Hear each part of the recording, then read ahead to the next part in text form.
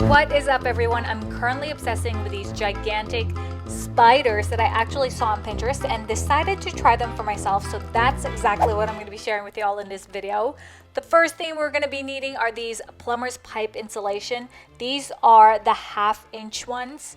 I also got some wire so we can control the direction of the spider's legs, but turns out my wire wasn't strong enough, so I'll show you how I fix that later on. But if you do end up getting some stronger pieces of wire, we are going to be putting that inside our plumber's pipes, and luckily it's already been split in half so you don't have to cut it.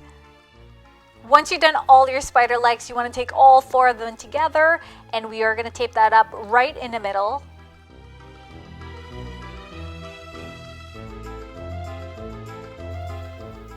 So now we're going to move on to the body, and this is super easy because I just got some scrap wrapping paper that I didn't need anymore, and I put it inside a plastic bag and wrapped it around just like this.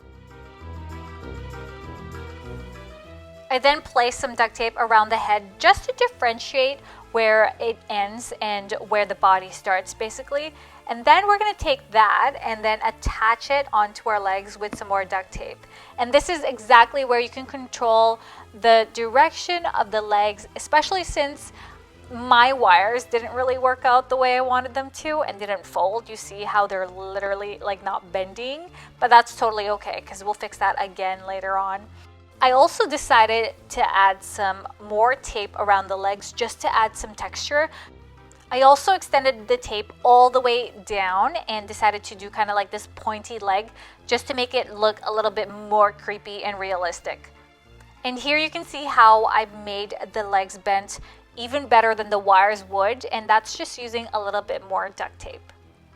So now with some insulation spray foam that you guys can literally get at your hardware store, my husband had to help me with this one because I am pregnant, so I didn't want to get close to any chemicals or anything like that. All you're going to be really doing is putting this on top of the body, and this will give that texture that will give our spider this like ooey gooey kind of gross look that we're going for.